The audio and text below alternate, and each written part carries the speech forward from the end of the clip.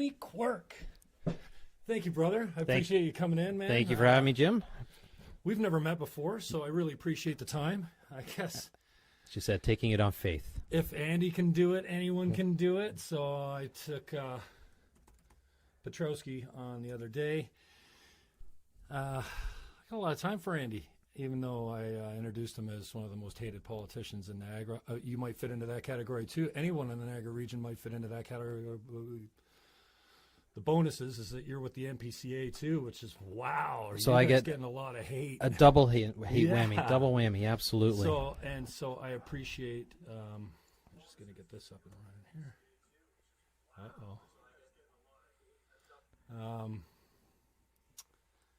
This doesn't look like it's going too well. That's the Facebook Live, so hello to Facebook Live. We might have to restart this. Oh, no, it looks good now. So. Is it working? Yeah. So right. Thanks for doing this. I appreciate it. And like I said to you when you walked in, I said, we ever met before? I don't think so. But so, yeah, thanks for taking it on, Faith, because, there isn't another platform like this in Niagara. And I've really been concerned and disappointed by the lack of objective local issue coverage in the media. We know that the Standard seems to have a hard-on for a few groups or men and women making fun, and I don't mind. Hey, you want to call me out for something I did?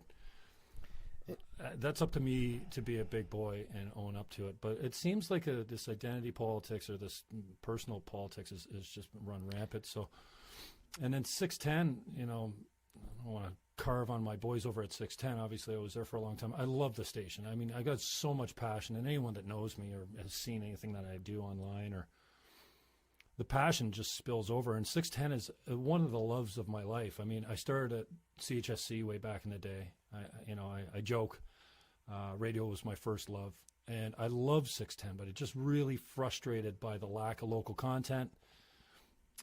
Tommy hasn't done a local call-in issue for what he said the other day, 3 years. That hurts. Yeah. I don't care what Tony Quirk thinks when he comes on about Donald Trump. I do care more about what the callers think. So we've kind of lost that. So I've been quiet for a long time. I think my ego was bruised more than a little after running for mayor, essentially just to keep Walter out. That was no secret. I wanted to expose him for what many probably didn't know about him, going back to the Chamber of Commerce and that kind of stuff. It's not personal. It's political. That beat the shit out of me, like no other campaign ever has, not because I didn't win, because I never actually ran an election where I thought I could win as a Green Party candidate or municipally or for the mayor. I ran to make sure that Jeff won. Birch, he's my guy. We see eye to eye on stuff, not so much anymore. That one hurt a lot. I couldn't believe that he pulled it out, but I buried the hatchet quickly. We got to move on, and my life didn't end because Walter became mayor. And now, strangely enough, I'm thinking, well, I haven't never run for anything that I actually had a shot to win. I didn't run for mayor thinking that I was going to win. My 500 votes proves I didn't put a whole lot of financial effort into it, or I was there not as a spoiler, but as maybe a functional piece of the conversation. I mean, I ran for the leadership of the Green Party in 2006 because Elizabeth May and David Chernyshenko were friends. And there was a small faction of the party that said, this isn't going to go well. These guys are going to hold hands all the way through. We're not going to talk about any of the controversial issues. So enter Jim Fannon. We talked about all the controversial issues. And I went all over the country doing debates with the Green Party. And they haven't had a leadership race since. As a grassroots Democratic Party, the Green Party, please. This bullshit about having 75% and getting that free ride at every convention. Anyways, I don't want to make it about me. It is. It's Jim Fannon Show. Tony Quirk's my guest. Thanks for tuning in to people on Facebook Live. This will be uploaded with no edits, no commercials later, with better sound. I'm not sure what it sounds like there, but these microphones are actually hooked up to another camera that's doing a better job, and that will be uploaded to YouTube later. We're on iTunes, TuneIn Radio, Stitcher, I don't know, pretty much all the podcast platforms. You can find us on SoundCloud too. I see that I'm pretty fucking sweaty there, Tony. Man, you're nice and cool. And the host is a big, fat, sweaty mess. Tony Quirk's my guest today. I'm just going to read from your Niagara Regional page, and thanks for the bio. It sucked, but I do know what your daughter's names and your wife's name and what you do for fun is now. Councillor Quirk, first elected to municipal council in 2003. Served as alderman. Remember when we used to call him alderman? So you're on city council 2, Ward 2 in Grimsby. We still call him alderman in Grimsby. Okay, cool, old fashioned, and you still get a volunteer fire department. We do have a volunteer firefighter, one of the best in the country. I'd like to look at that for everyone across the country. Again, for what we're paying the firemen. Nothing against the firemen, but man, we're spending. We could speak 2 hours about how awesome our volunteer fire department is, and the fact that they are now certified as the training center for all volunteer fighters, And a brand new house, and too. brand new house to do it in. Cool. Absolute fantastic facility. So that could be a whole conversation. Tony Quirk, well, we'll have you back because I want to hit some other things. And you got council tonight, so we got to have you out of here in a couple hours. It's only so. committee of the whole, so I don't have to change. Oh, okay, yeah. So we don't have council tonight. It's just what committee? It's budget committee of the whole. There We're we going to be go. approving our capital budget All right, cool. in principle. So from 2006 to 2014, town council in Grimsby, and then served as the chair of the Grimsby Downtown Improvement Area Board of Management. And your personal life designs pollution control equipment, for industrial applications. I'm a green Tory. Wow. And they almost don't exist anymore. huh? Exactly. Or they turn out they run for the Green Party eventually. Yeah, more and more all the time, hopefully. Previously, you served as an executive assistant at Queen's Park. I didn't know that. When Mike Harris got elected, I was working for the party, helping out, and Wow. I ended up working at Queen's Park for one of the MPPs there. Peter Preston was my boss. Unfortunately, he just recently passed away this time last year, actually. Great guy to work with. Taught me about putting the fun into politics. Was a guy that was not worried about getting reelected. He just wanted to do the right thing, and cost him a few occasions where he probably said the wrong thing, but he always spoke his mind. Just a great guy. Well, I appreciate your diversity. It's certainly you've got politics in your blood, I guess, because who would put themselves in the line of fire at the NPCA, the Queen's Park, and the region, and municipal is not always a cakewalk either, man. I mean, this is, the most important level of politics for me is the one closest to the people, which is municipal, and that's Absolutely. why we'll talk about it later. But I wish the region would just fucking go away. I wish we'd disband it because we don't need them. It's just another higher level, further away. They're distant, and their solutions don't always match with what the municipalities think. I think there is a legitimate debate to be had about replacing the region with a series of service bodies, local service bodies that would allow us, or service boards, to allow us to get the economies of scale for things like water, police, a few other things where the cost has to be Economic things. development, whatever. Yeah, but you get to the point where we are an extra layer of bureaucracy a lot of times. We're two different eyes looking at two different things. And there is a misconception about what we actually do between the local and the upper. And sometimes the regional level of government is being tasked with doing things at the local level and vice versa. And it becomes a bit of a dog's breakfast. And the biggest frustration I hear when people call me is like, I don't know who to talk to. And even in the town of Grimsby, each ward has 2 aldermen. So if one doesn't answer, they go to the other one. If they don't answer, then you go to the mayor. And then you go to the region, all the way up the chain. But it can be frustrating knowing who does what. So just to finish out here, Yeah. thanks for that. Councillor Quirk has also served as past director for the Grimsby Chamber of Commerce. So obviously, there's where your conservatism comes in, being good with money, and pro-business. Nothing wrong with that. Treasurer of the Happening at the 40 Festival, okay, and past president of the Kinsman Club. Does that mean Kinsman? Does that mean you're Catholic? No, Kinsman is non-denominational. Oh, that's the Knights of Columbus. Knights okay, of Columbus. Yeah. No, Kinsman is the only service organization that is Canada only. Kin Canada is up there with Rotary, Lions, all the other Knights of Columbus, but is the only one that is Canada-centric. There are no Kinsman clubs outside of Canada. Oh. Served on the Grimsby Power Board of Directors. What's that? So Grimsby has its own local distribution company, Grimsby Power. Okay. I served as a board director there. As in other words, the electric company. Okay. and the Grimsby Downtown Revitalization Task Force, and the Grimsby Chamber of Commerce. So I'm just going to run through this quick because I want to get to the conversation. But, man, you're sitting on a lot of committees, huh? Yes. So because they pay extra money to be on committees. No, they right? don't pay any extra money to be on committees. But I'll tell you a little story. When you first get elected at the region, the clerk sends out a little package, explains the expense policy. Or lack thereof. It explains what we do on our first meeting, and it explains which committees you can join and which committees are there. So you check, applied for all of well, them? no, it says check which ones you're interested in. And I'm thinking, as a first-time councillor, no one's actually told me. I assumed that committees were sort of assigned by seniority, right? If you've been there long enough, you get your choice, and you just assume that's how it would work. I did not realize till about halfway through the meeting that they pretty much put anyone who asked to be on the committees, like with the exception of the police board and the housing board. The ones that, all the other ones, you could basically put your name forward and they'd put your name on. So it's basically halfway down the list before I realized that you could withdraw at any time. But Corporate I will services? tell you this, as a first-time counselor, it has been a great learning experience to see pretty much every facet of the organization. The region is a billion-dollar corporation, and being on all those committees has given me the opportunity to see corporate see services, planning and development. You're all still on these. Public health, public works, audit, budget review, Burgoyne Bridge Replacement Project Task Force. Yes. Boo. CAO Recruitment Committee. I hope we don't have to meet anymore because we just recruited our new CAO. So. Corporate Communications Subcommittee. Corporate Labor Relations Strategy Subcommittee. Well, I should say that you're chair and chair of the audit, vice chair of corporate services, vice chair of Burgoyne Bridge, vice chair of corporate labor relations strategy subcommittee, economic development advisory panel, intermunicipal transit steering committee, the NPCA authority, procedural bylaw review committee, regional active transport subcommittee, smarter Niagara steering committee, transportation steering committee chair, and waste management planning steering committee. Wow. That's a lot of time, man. It is. Are you running again? Have you decided? I will put my name forward to run for regional councillor again, absolutely.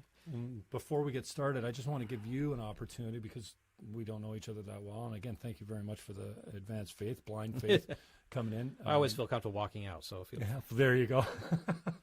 If you could just take a couple minutes, take as long as you want.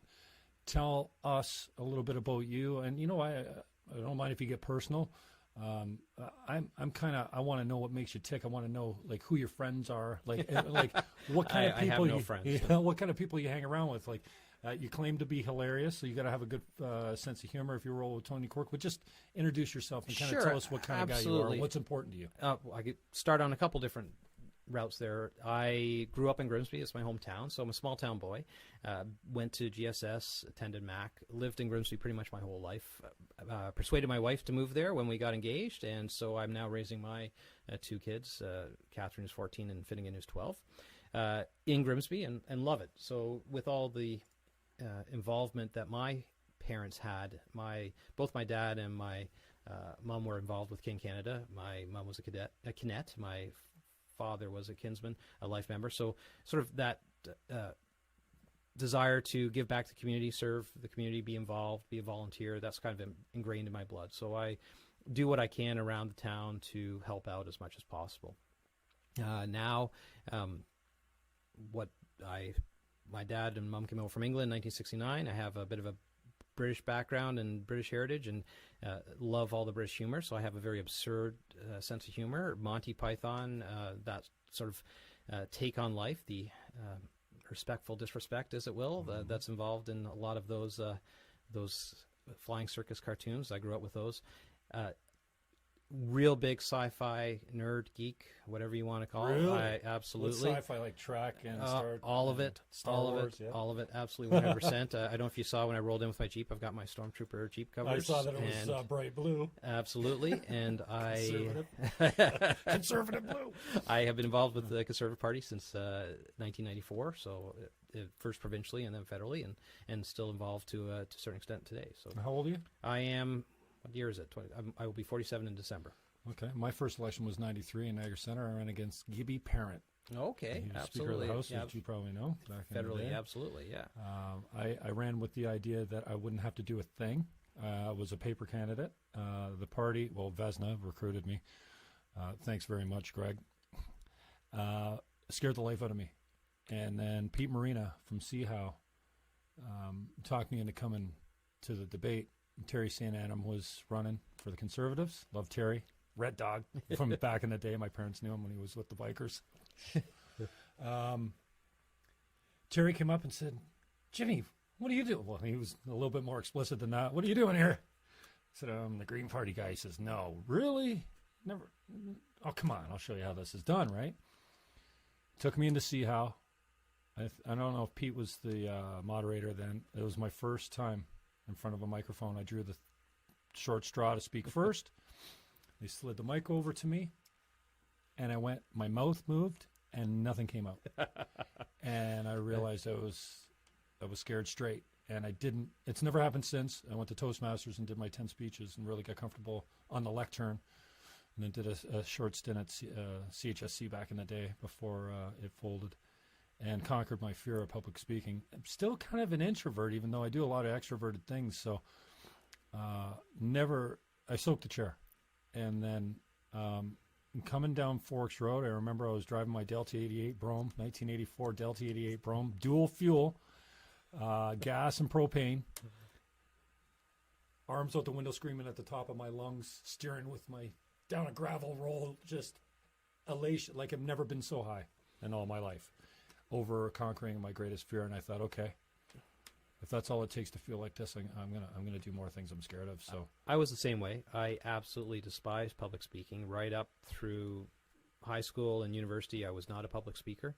I did not ever envision myself getting involved in politics. I was a math and science guy. I went to Mac for engineering initially, and I did not think that politics was even in the realm of what I was going to be doing. So I am happy that I can speak publicly, and I try to encourage with my kids, because I know they hate public speaking, but I said, once you can speak publicly, sort of the world's your oyster, because you never have to be afraid of getting up in front of a small group, a big group. My daughter is a reader at church, so I give her full credit for doing that. And my son has ran and won his position as the class rep in the local, or his local school. So I'm saying, okay, you guys take that as far as it can, because if you can speak in public, make yourself come across clearly. I said I don't always do that, but there is a great opportunity if you can do that. Well, you do a lot better than some of the guys down at the region, I'll give you that. And I hate to say this, but I feel sorry for them when they get up there and they can't get their ideas out, or they're playing with stuff, and just, I mean, it's not theater. So it doesn't have to be perfect. Just get your thing out and sit the hell down. We don't need this filibustering and this don't beat around. Don't say the same thing 6 times to the chair. The chair's busy. We got to go. We got a curfew. So yeah, I got a lot of respect for anyone that does it, but I kind of feel embarrassed for them a little bit when I'm looking at them and they're going around in circles, and you can see that they're nervous or they're completely red, their whole face, So, well, I respect what you all do, but having a voice that you can control and breathe through the fear and all that kind of stuff that you've obviously conquered already is admirable. So thanks for that. So, shit, I don't know where to start with you, bro. Well, you started off with saying a couple things about in your opening comments about people in politics and personalities, and going back to myself, I try not to take the personality out of politics. If we disagree on a policy, I would hope that you can sit and have a beer and discuss the pros and cons of it. I like that. I have often seen, and unfortunately it's the case, where people equate the person with the policy, and then they dislike the policy, so they dislike the person, or they question the integrity of the person. And we see that. We'll go get in some conversation about the NPCA, right? You disagree with the policy direction, so your lash out argument is, well, then you're corrupt. Well, that's not fair. It's not just.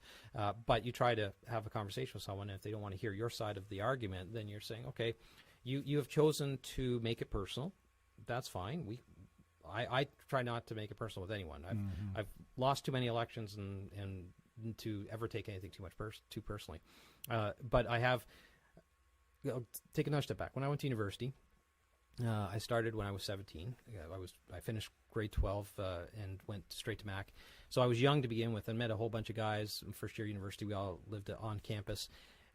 We were all kicked off of campus at the end of that year, but that's a whole other story. Those guys I still get together with once a year. After 30 years later, we're still getting together on a regular basis. And they run the gambit of political thinking. They run the gambit of where they are in their lives, work-related, family life, whole gamut. And we get together. It's like no time has passed. And we have discussions. And, of course, a lot of it gets centered on me because I'm the elected one in the group. But I take a lot of it on the chin. But I have one guy. We get into very heated, argumentative debates.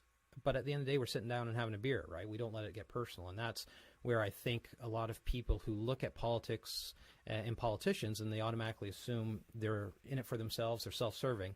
I think that is a narrative that has been sort of festered by the constant campaigning. And the constant campaigning plan is, I'm going to run against you.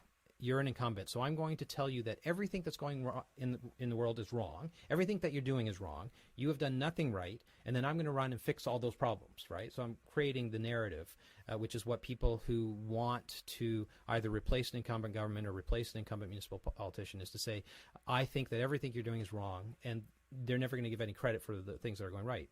And often what's happening more and more now is that the media and the press are picking sides, and they are either enabling that narrative or they are defending the indefensible because there's nothing to these sort of allegations of this story. I find going to the region, and even with all the committees I am, this is a part-time position as a regional councillor, is we go to the region, and there is a lot of work that we get done. We pass a lot of reports. We get a lot of things moving. None of it is sexy. We build roads. We put pipes in the ground. We try to spend the taxpayers' money responsibly. Sometimes ban smoking in parks. Sometimes we don't do a good job. Sometimes we do. We do a couple things. We do a couple things like that. We do good things, but they're not sexy, so no one covers it, no one cares, right? And then we do a few things incorrectly. We go over budget on a $100 million bridge. We go over budget on a $50 million bridge. Combined sewer overflow. And then that becomes, well, you're always going over budget. Well, no, if you look at our variance account, we'll talk to our public works, talk to our accounting, there's multiple projects where we've come under budget. No one writes those stories, right? So I think ultimately, we live in a pretty nice part of the world, right? People who live in Niagara come here and they choose to live here. We have a great place. We have a great quality of life. We have great recreation. We have some great employers. We need more employers. Safe community. We have generally safe communities. And people want to live here. So the two narratives don't always jive, right? And I always find with people who want to run sort of negative style campaigns, you're wrong, you're corrupt, they really have nothing to offer because they've decided to make it a personal thing rather than a policy political discussion. So you say, okay, well, we're toss the bums out. I'm happy to be tossed out, as I said, but if you're going to replace me, what are you going to do differently? What am I doing wrong in your eyes that you would like to see differently? Because I'm open to suggestions. I'm open to discussions. Often we'll get into very basic things. Like, for example, there is a group in Grimsby that does not want the GO train to come there. I made it very clear when I was running I was supporting the GO train expansion. Like, this is something I'm very involved in. That's why I'm chair of the Transportation Steering Committee. That's why I'm very much behind the intermunicipal transit push, because I know that those are small pieces in the bigger GO train pie. So if you're running to not get the GO train in Grimsby, that's a legitimate policy discussion, and we can have that. But it's not going to change my feeling on it. I know how important it is for Niagara. I know how important it is for Grimsby. Yeah, it seems like one of those things that really doesn't have a downside. Well, I mean, other than the guys that are complaining that we're going to put another track close to the, it should be up on the sky, up on the escarpment, not down where the tender fruit land is, and tack it onto the side of the QEW so that we don't have to, I don't know, but there's not many people that would disagree, myself included. So mass transit or effective transit is important. Well, let me tell you the downside. If you live in Grimsby, and you've lived in Grimsby for a long time, which a lot of people have, and you see the changes, because our tender fruit land is gone. There's nothing below the escarpment pretty much anymore, even with the greenbelt that is significant in any way, shape, or form. You see the greater intensity that's being mandated by the province, now 60%. It was 40% when we did our official plan of infilling, meaning we have to have a 40% intensification. It's now 60%. You see all those high rises going up at Casablanca, and you say, this isn't the town I grew up on. I want to be able to see the lake. I want to be able to see the escarpment. I want the nice views. Right. And so there are people who see the downside, and with the GO train coming, that area is going to be even more intensified. And I grew up there. Like, I literally grew up at the corner of Livingston and Emily Street. I'm 100 meters from where the station is going to be. That area is going to change significantly. But at the end of the day, bringing that GO train in and making it easier for people to get to and from jobs is important for Grimsby to survive economically. We can't have a town that doesn't have the ability to get to work and employment. What's the argument against GO? The intensification that comes with it, right? Oh, okay. And a lot of people don't like that, especially in the small towns. But St. Catharines and Niagara Falls will probably do do it. intensification too. So what are they going to be? There's too much infill, and then you get the great assessment growth too. So your taxes should be a little bit more stable if you have the intensification. Those are all great arguments.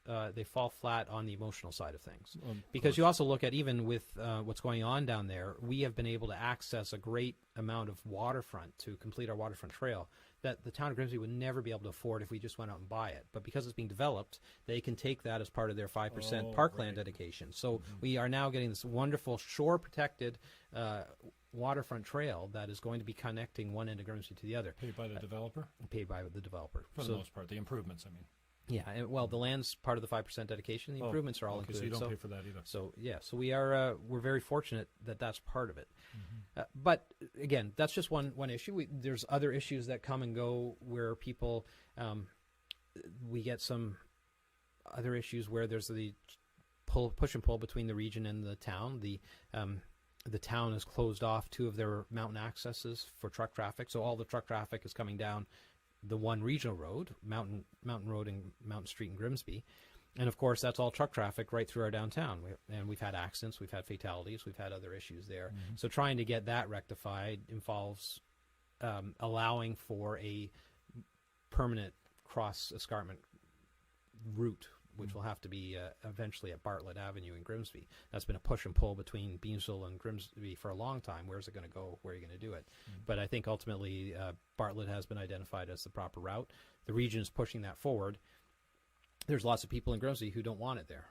So you say, okay, as representing you, I can tell you why it's important as the Transportation Steering Committee chair, and tell you why it's important in the overall plan for the region, but that doesn't satisfy the people who are going to either have their homes expropriated or all that because this new route's going through. So it's tricky. So let's just dive in. I'll just hit the things that I struggle with most. As you know, I'm a multi-time Green Party candidate. Well, I can understand why you because I respect democracy. And there's nothing better than voting for yourself. I know that you've experienced that before, but putting that X beside your own name, and I don't know anyone else that can say that. Pretty much any of my friends, anyway. Well, let's just stop there. In the last election, municipally, Grimsby had internet voting, so I was able just to click the X beside my name. No, so, you can't do that because you need to take a picture of the ballot. Well, I took a screenshot. I took a screenshot. I know that's illegal to take it, but I always do it. I always tweet it out afterwards. Look at this. I'm looking for my last one. The last one I found was Jennifer Meridian. I'm looking for the last Jim Fannon one. Last time I ran, I did that as well, but don't tell anyone. One time, the returning officer made me a photocopy. She liked me so much. And she says, I'm not supposed to do this, but I'm going to photocopy this. And actually, because I said, I want a ballot. Just give me a ballot. No, I'll give you a photocopy. And she blew it up for me and stuff. I got so crazy passionate about this Thundering Waters thing. Absolutely. And I know it's still going on. And I'd love it if you just said, hey, we fucked that one up. I mean, you don't have to say that, but I mean, no, it's just we didn't lobby, then you got caught lobbying, then you hired a blah, blah, blah. But I just want to go directly at the perception of conflict of interest or nepotism or whatever you call it. The two things that I've got a problem with, number one, Barrick getting hired from the board to the NPCA doesn't seem cool to me, and perception is everything. And then D'Angelo takes a leave. His company gets the contract to come up with the terms of reference for the position, and then he fucking gets the position. I really can't. And then not only does he get that position, He goes from the CEO of the NPCA to the chair of the region. Like, there's a little part of me, and I think there's a little part of a lot of people that are going, hey, I want my piece. Sure. I want my favoritism.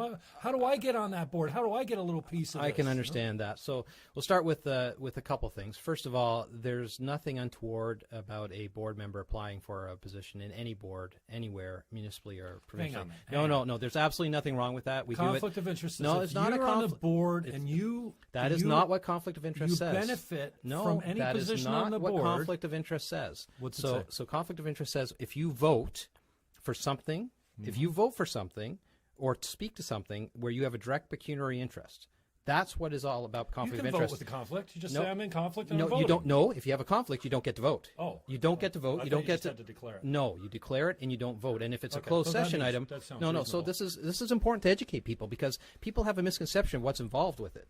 So again, we go back to the fact that regional councillors are part-time positions. All of them, except myself, I'm fortunate enough that I've retired, is they have real jobs outside of politics. So there's nothing that stops anyone from applying for any position at anywhere, any shape or form, whether you're on the board or not. That's not a conflict of interest. What would be a conflict of interest if Dave Barrick then voted to hire himself? That would be a direct conflict of interest. So applying for a position, going through the interview process with people who know you, absolutely, that is a benefit for sure. But I'm sure I guess it's perception, right? I'm sure that there are lots of people who've gotten jobs because they know their friends and they're getting recommended, and that happens often in all industries. And I'm not saying pisses everyone off, but references, especially when you're in government. But then references matter. So that's the first part of it. Secondly, I wasn't on the board when David was hired, but I do know from talking to people who were there, some of them are no longer on the board, they asked David to apply. It wasn't that David said, I'm going to apply for this. He was actually invited to apply for the job. So that makes it a little bit more legitimate in my mind. If the people who were tasked with recruiting these positions were asking various people who they knew had the skill sets to apply for it, I think that is legitimate as well. So that's something that happens. You have it at boards of Chamber of Commerce boards, you have it at hospital boards, people who are on the board become the CEO or the chief operating officer. This happens, and it's usually because the people around the table have a certain comfort level with the person that they're hiring. So that's definitely legitimate. Yeah, fairly. The guy that's on the board also has intimate knowledge of the workings of So there's definitely a subject matter expert. If you are someone who is managing the general governance of the entire organization, and you're asked, what do you think is going right or wrong, you already know where the direction that you want the board wants you to go. So it definitely gives you an advantage. So why do you think guys like me who are fairly well educated still, and like when I read the code of conduct and it says no member shall benefit from anything from being on this, and then I go, well, duh, that job is a benefit. No. So again, you have this problem, and this problem is being perpetuated out there, is that if you have someone who is voting for something that gives them a benefit, that is different than someone who earns a benefit by being on the board. And in fact, David took a leave of absence to apply for the job, which is legitimate. Why would you have to do that? Again, so there's no perceived conflict or otherwise, right? So you take a leave of absence, you apply for the job, you get the job, you're not voting to hire yourself, and you're not using that position on the board to get the other position, right? It's okay. So. And by the way, I got nothing against No, Dave Barrick, I'm saying that there's people who want to make it into an issue that it is, and I think a lot of it is petty personal politics more than it is actual real concerns. Because I will tell you, in the time I've been there, I've watched David in his capacity as Director of Operations, and prior to that, Director of Corporate Services, basically turn around our parks to the point where they're now making money. Before, we've had to subsidize our parks, our 4 main parks.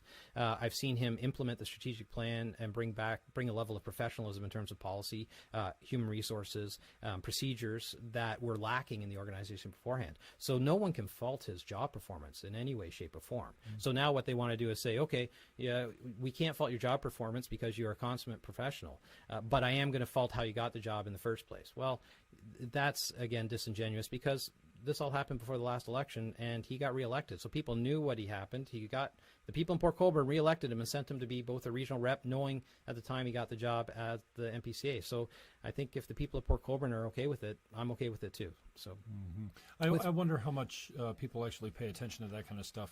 And I just want to say I don't know Dave Barrick. Yep. I know what I see of him because now I have to watch all these freaking council meetings because I want to know what's going on. It's not, you're right, it's not sexy, but I watch town council too a lot of the times, and especially, I've been known to show up and speak against or for certain things too.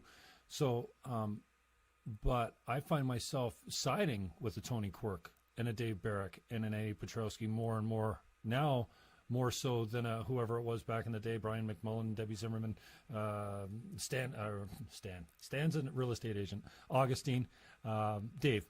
Oh, man. If you're just going to run for chair, stand up and tell us. Don't make every speech that you do a fucking campaign speech for chair, because we all know you're running. And, I don't know that it's a big secret anywhere. But, it's funny because when Barrick, what I appreciate most about Barrick is his haircut, because he wears a much more aggressive hair than I could. I would like to wear it like that, but it's just a little too aggressive. He's got pretty good hair. I've heard the Pee Wee references. When I watch that stuff, and I've never even seen Dave other than at council, I would just burn with anger. And I've got this thing, and I think I'm about the only human being that I know that will admit I'm trying to manage the hate that I was born with in my heart. When you just look at someone and you go, like, everyone's got that. That is a little bit of hate. If Whoopi Goldberg opens her mouth one more time, it's not because she's black or anything else, or is she gay? I don't know. It's got nothing. It's just I don't like her, and I've never met her.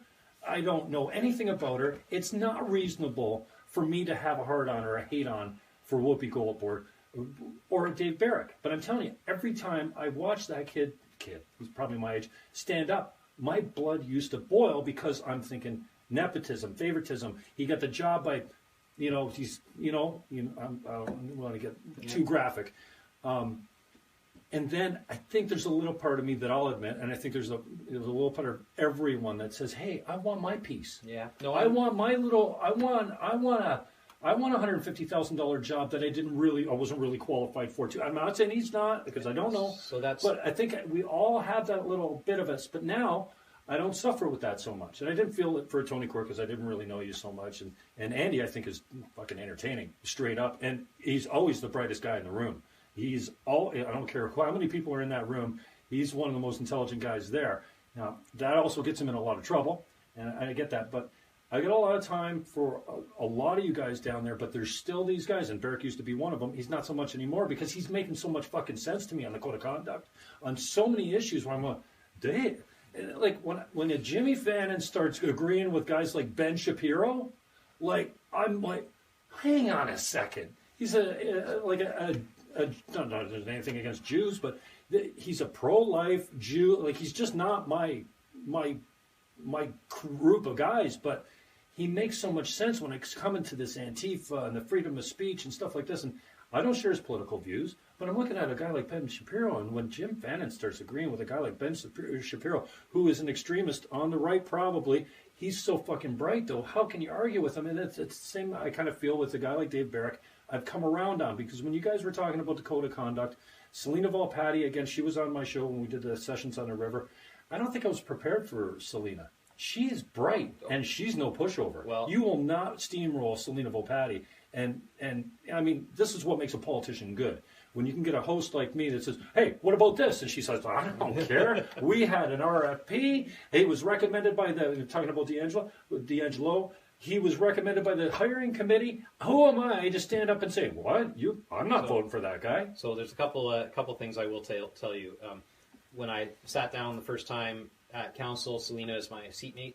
So I've got to know Selena quite well. My only real experience before at that point was when she ran against my buddy Bart Maves in the provincial election. So I had no real, I'm not prepared for the warm, wonderful woman who is. Was she ran Liberal? Bart was Conservative. Yeah. Okay, so they literally ran against each other as candidates. So we have a lot of fun because she knows I'm a dyed-in-the-wool Conservative. I know that she's a bleeding heart pinko Liberal. But my wife calls her my council wife. So she's a lot of fun. She sits beside you? She sits beside me, and she and I have... Except when you guys do this, do you have this, the chair cast and put in this thing where you all got to switch seats? That was Bob Hill. We do that once a year, and it's all random. Yeah. Well, you can hang that on your re-election campaign platform. Absolutely. For chair. I'm sure he's running for chair. You put it on his chair.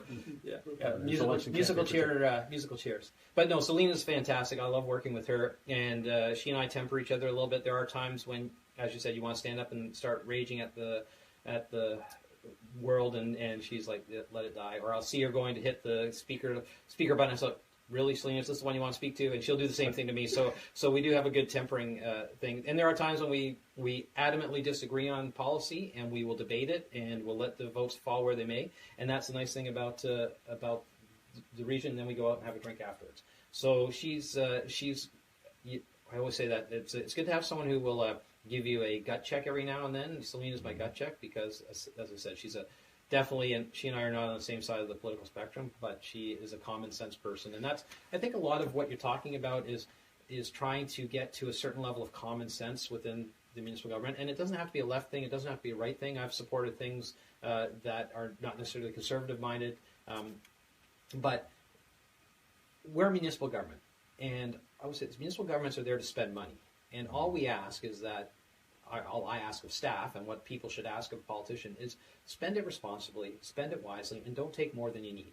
And unfortunately, I see that happening more and more, that mandate creep, where we're trying to fund things that we shouldn't be involved in, or there's a lack of respect for the taxpayers whose money it is initially, or we've got this money that was given to us a grant, now we got to find a way to throw it out the door as quick as possible. And those are things that I think get the general public upset when it comes to taxes and money and over budget this, and then, that's where the problem is. So if we can provide the service at a reasonable price that people know, and again, hopefully it's not the sexy stuff. You turn on your tap, your water works, right? You go down the road, you don't get damaged by a pothole. And you know what, just sorry to interrupt with your flow, because I love a guy who can talk. I think I had to fill 2 hours. It's a fucking miracle when you turn on a tap and it doesn't kill you, right? It's a miracle when your light switch goes on and lights come on. You think about where that water comes from, right? Lake Gibson? In our case, in Grimsby, it's Lake Ontario. Right. So there's a lot of people are getting it from Lake Erie. There's you guys are getting it from Lake, which ultimately is from the Niagara River. The fact that you can drink that and it can keep you healthy and you're not getting sick, that is amazing. And we have great staff that look after it. It's a straight up fucking miracle. And you don't get how many people, doesn't matter what they get paid. And we all bitch about the taxes, and we talk about the salaries of some of these people, and sometimes it's justified. But these are a lot of bright people that, we can't keep our car running or change spark plugs or keep our own backyard clean, but we're going to fix up the sewage treatment plants. When you look at our water quality reports that the region gets, because we get a report card every year to say what we are top marks across the board in our water quality for the entire region. And I think that speaks volume to the amount of money that has been invested in the past. For the entire region, we get top marks. Who does? The region does. We provide the water. We wholesale it. So top marks compared to who, though? Oh, to the whole province. Oh, province. You said region. That's sorry. Our region gets top marks for the whole province. And that's because of the work that previous governments have done to invest in their water quality. And we also, it's a twofold thing. Water in, water out, waste out. We've got to make sure that we're not polluting the place that we're taking the water from. So there's a lot of work that goes into it. It is going to be a big challenge for us right now because we have not invested as much as we need to keep up with demand, and not as much as we've needed to keep up with the aging infrastructure. So that's going to be a challenge, and we're going to be talking about that tonight at our capital budget. What are we putting aside to make sure that our water system, our wholesale water system, is top-notch stuff? And I don't have a problem paying for water. In fact, I wouldn't have a problem if the water prices doubled, because I think that we're not paying the true cost of the infrastructure and the labor that it actually takes to keep this stuff clean. Same with hydro. If the true cost of hydro, you include the pollution, you include all the, it would be double. So so if you have a true cost accounting, Greg Vesna, thank you very much, a triple bottom line accounting, your prices on the dirty stuff, like your coal and your gasoline, and as you get cleaner, they should get cheaper. And water is one of those. We're gonna. There's already wars started over water. Forget oil. This is the most precious natural resource on the planet right now, only because it's so plentiful. And there's got to be a desalination plant coming for areas of the world where the ocean's right there. It's got to be a little bit more cost effective, but I have no problem paying the true cost when it comes out of the. I don't like the idea. Okay, well you got to double because it's going out the sewer, but I know the sewer from. How else do you meter the sewer water? So within the region, we actually do pretty close cost recovery on our production. You think it pays for itself? We pretty much pay for itself in terms of operations. Our rates are there to make sure that we recover our true cost. Systems need to be. We need some redundancy because we need to replace one system with another while we're doing it. So these are things that are going to be coming online, and we're going to be talking about that tonight. Tune in live 6:30 inauguration.ca.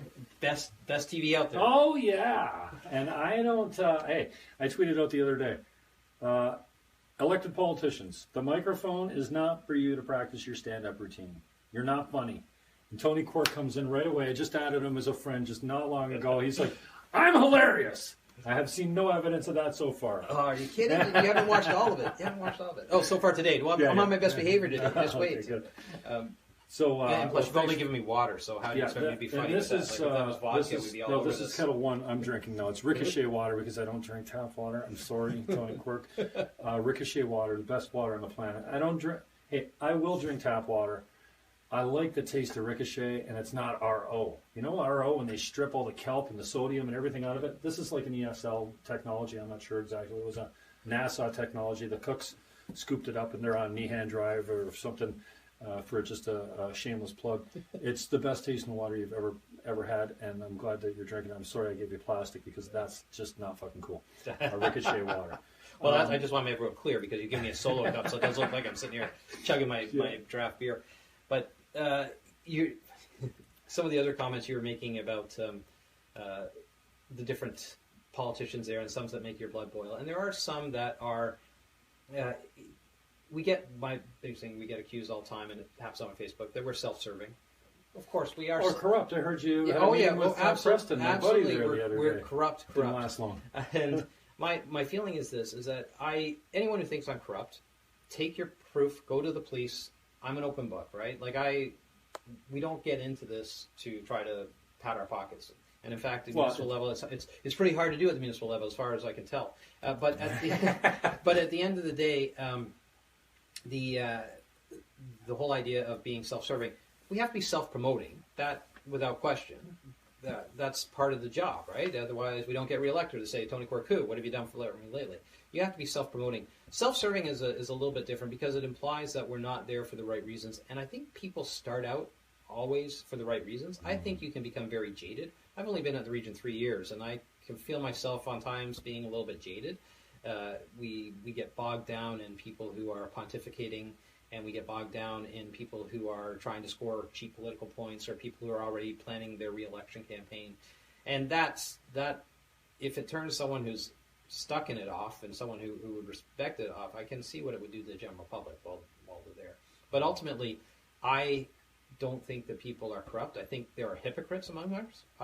We're all hypocrites. Every single one of us. But I think what happens, and the thing that gets me more frustrated with some of my colleagues, is when they'll get up and stand up and say, I've got to fight for this, this, and this because of these reasons, and then the following week they've completely changed their mind on a different subject and they're fighting against it. But you were like, can you at least not hold your principles? Let's stick to the same principles as opposed to just sort of throwing it out each time. But right? you gotta have time and respect for anybody that says, I changed my mind. I've done some research. You sit beside Selena, so she's giving you the left wing of the argument. And this is, I'm so frustrated right now, and Donald Trump has brought this to the forefront for all of us. The gap between the left and the right is huge right now, and it's getting wider. It's never been wider than it is right now. And I'm learning a lot of lessons from Donald Trump right now. But here's the bottom line. The liberals have a personality type, and it's very predictable.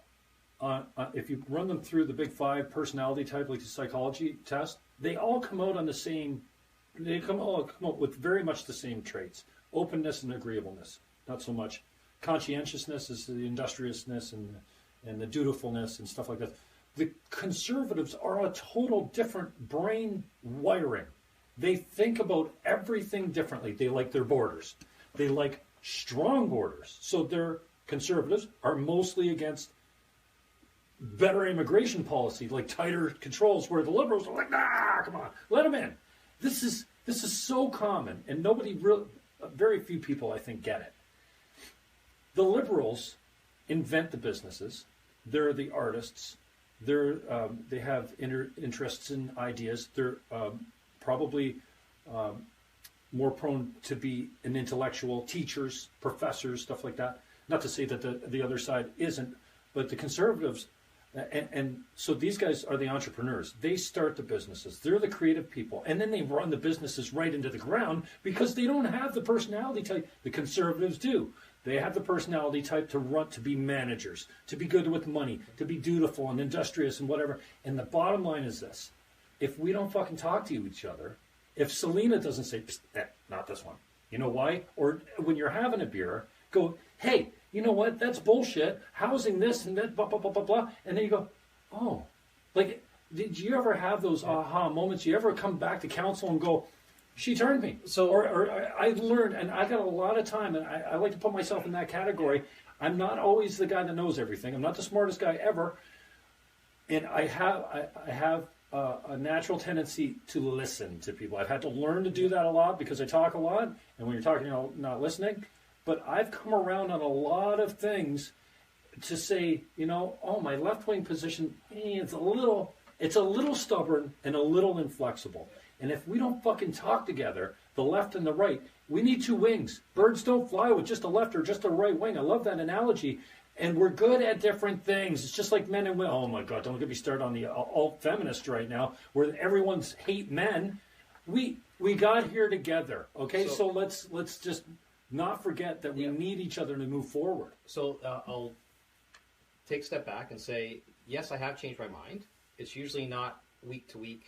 I have changed my mind on certain reports and certain recommendations that come forward because we've had a fulsome discussion. And I've changed my mind. I've gone into it with one plan and then listened to the debate. And I actually consider myself very flexible on these things because there are oftentimes reasons for it. Now, I will say I'm one of the guys that actually reads all the reports before I go into committee. There are a few of us that do that. So that, and there are guys that do that and they ask the questions of staff and they've read the report and they're expecting an answer, or there's guys that have not read the report and they've asked a question that burns you when they stand up and you go, you fucking idiot, it's in the report, you've been here 4 terms. I couldn't say that because there'd be a code of conduct complaint. But I will say that there are times when I think, go back to the whole thing. You try not to pigeonhole people left and right, and I understand that this is the way things are going, but you want to make sure that you have the best information in front of you. I'm one of the people who generally puts a lot of faith in our staff to come up with good recommendations. No, I don't. I disagree with that statement. I think we have good professional people in our staff. I think we have good people who... You've also got some... That's where the corruption is. But let me just tell you this. I think we have some people who are doing really good work within our organization. We're there as a governance model to scrutinize that work. And that means that we can look at the recommendations, and I've never been afraid to put forward an alternate recommendation or to turn down a recommendation, because I think that even our staff can get into a rut and they see it one way, and there's no other alternative to look at, or they don't want to look at other alternatives. Or they don't have a Selena sitting beside them to straighten them out. Or if we try to get them to look at other alternatives, they don't want to go, it's not as easy to go that route. So I think that when you're sitting around the council table, you try to think you go in there with an open mind. Often I don't. Often there's things that I have my fixation on, and I want to make sure that these things get resolved.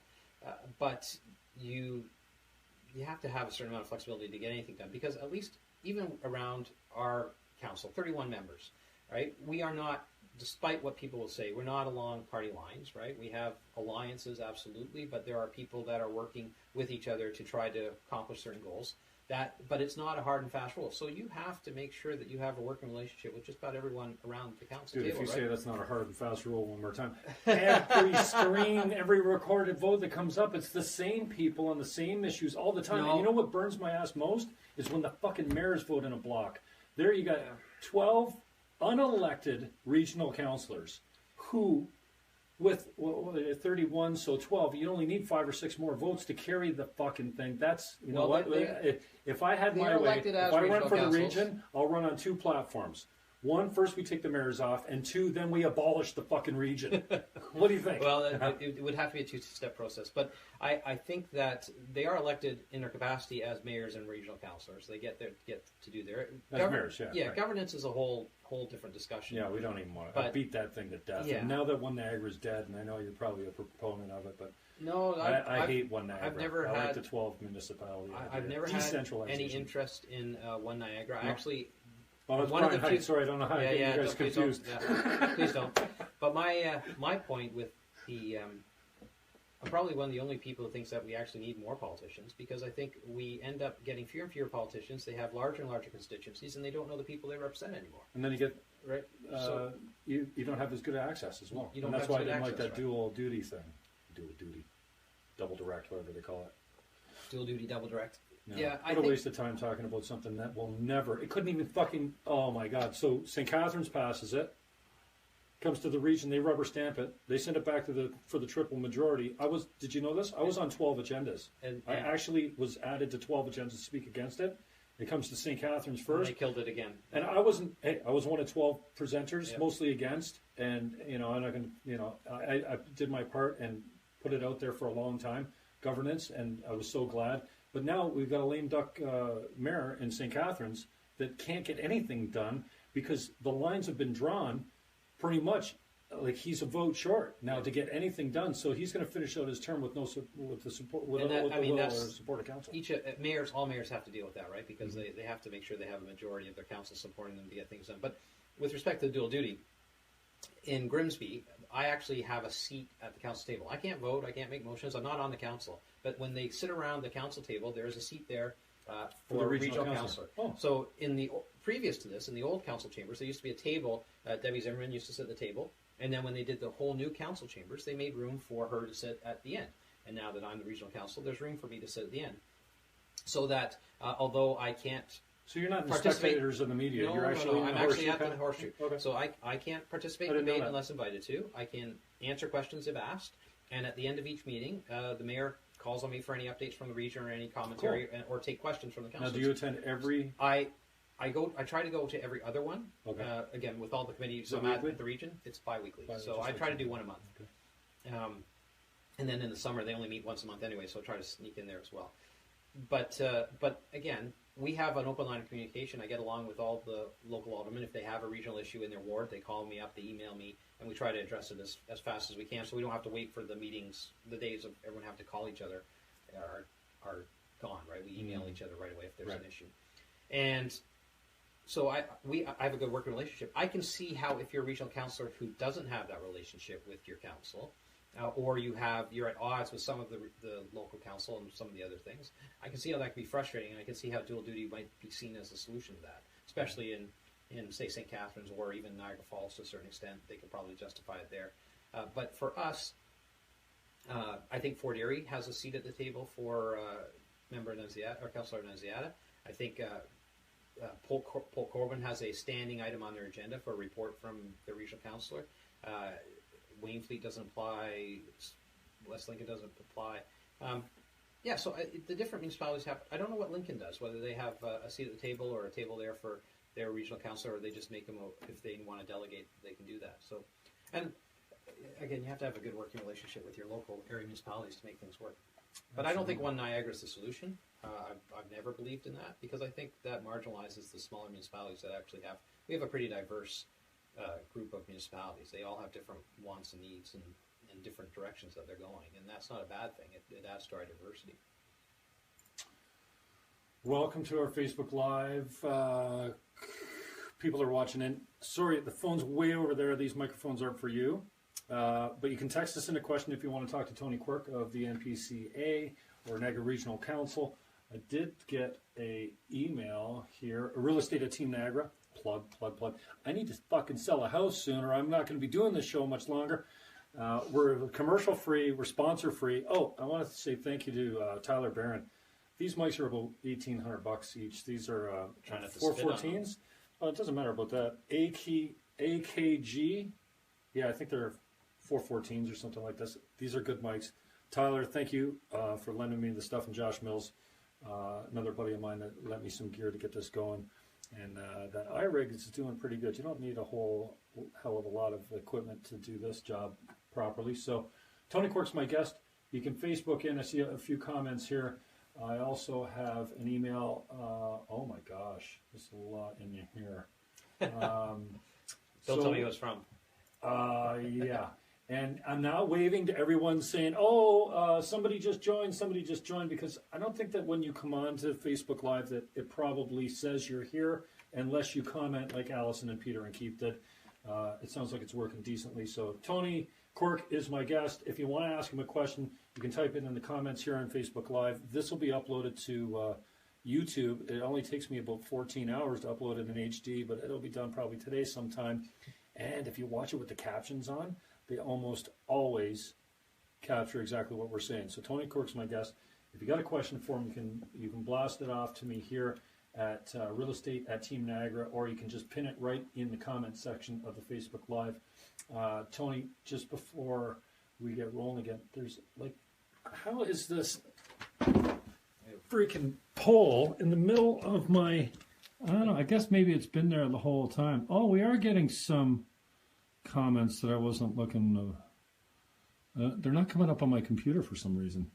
But this was not here before. I'm not sure how it got there or whatever, but who cares? We'll take care of that later.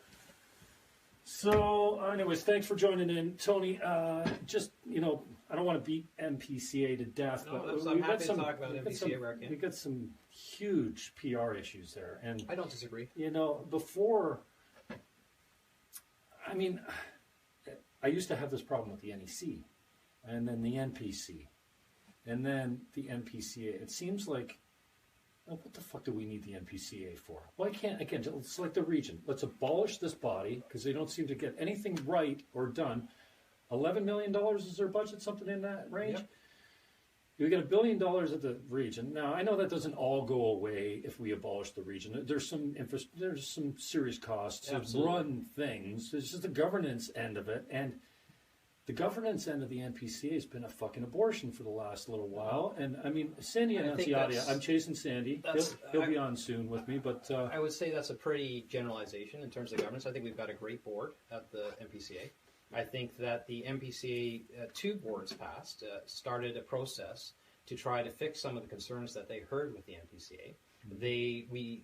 They undertook a strategic plan process, largest consultation they'd ever done with a series of stakeholders, conservation groups, park users, farmers, municipal planners, a whole group of people out there, environmentalists, basically saying, we need to hear from you how we can make things better at the MPCA. And they heard loud and clear. And that strategic plan, again, was started in 2012, that process, to start the 2014 to 2017 strategic plan.